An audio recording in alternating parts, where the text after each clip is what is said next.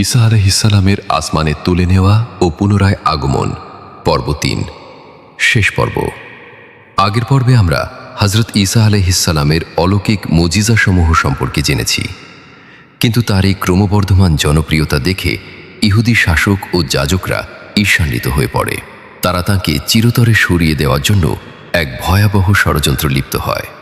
আজ আমরা জানব কিভাবে আল্লাহ তার প্রিয় নবীকে শত্রুদের হাত থেকে রক্ষা করেছিলেন এবং কিয়ামতের আগে তিনি কেন আবার পৃথিবীতে ফিরে আসবেন। হত্যা ষড়যন্ত্র ও আল্লাহর পরিকল্পনা।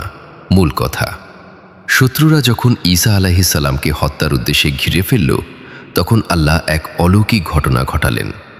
আল্লাহ কোরআনে স্পষ্ট বলেছেন, তারা তাকে হত্যা করেনি এবং ক্রুশবিদ্ধও করেনি, বরং তাদের জন্য একজনকে তার সদৃশ বানিয়ে দেওয়া হয়েছিল। সূরা নিসা ১৫৭। আসমানে তুলে নেওয়া। শত্রুরা যখন ঘরের ভেতরে ঢুকল, তারা ঈসা আলাইহিসসালামের অবয়ব পাওয়া এক ব্যক্তিকে ধরে নিয়ে গেল এবং তাকে ক্রুশবিদ্ধ করল। অথচ প্রকৃত হযরত ঈসা আলাইহিসসালামকে মহান আল্লাহ সশরীরে আসমানে তুলে নিলেন। কিয়ামতের আগে পুনরায় আগমন। মূল কথা, ইসলামী বিশ্বাস অনুযায়ী কিয়ামতের আগে পৃথিবী যখন চরম অশান্তিতে ডুবে যাবে এবং দাজ্জালের ফিতনা ছড়িয়ে পড়বে, যখন হযরত ঈসা আলাইহিসসালাম পৃথিবীতে ফিরে আসবেন, তখন মুসলমানদের নেতা হিসেবে উপস্থিত থাকবেন ইমাম মাহদী। সেই সময় ফজরের নামাজের জন্য জামাত প্রস্তুত থাকবে।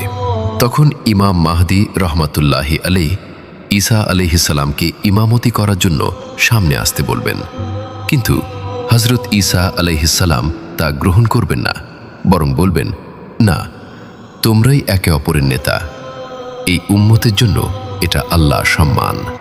এরপর ইমাম মাহদী নামাজে ইমামতি করবেন আর হযরত ঈসা আলাইহিসসালাম তার পেছনে মুক্তাদি হয়ে নামাজ আদায় করবেন। তখন হযরত ঈসা আলাইহিসসালাম আবার পৃথিবীতে অবতরণ করবেন। অবতরণের দৃশ্য, তিনি সিরিয়ার দামেস্কের সাদা মিনারের ওপর ফেরেশতাদের ডানায় ভর করে নামবেন। তিনি দাজ্জালকে পরাজিত ও হত্যা করবেন। শান্তির যুগ তার আগমনের পর পৃথিবীতে শান্তি ও ন্যায় বিচার প্রতিষ্ঠিত হবে। মানুষ শান্তিতে বসবাস করবে এবং তিনি দীর্ঘ সময় শাসন করবেন।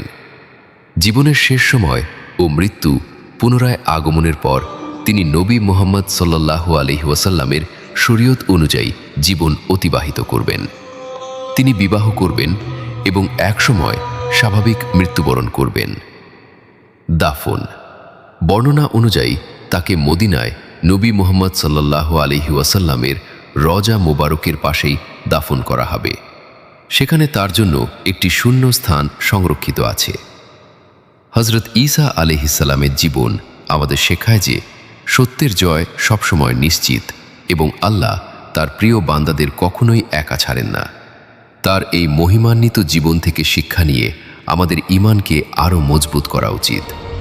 আমাদের এই সিরিজটি কেমন লাগলো কমেন্টে জানান। ধন্যবাদ।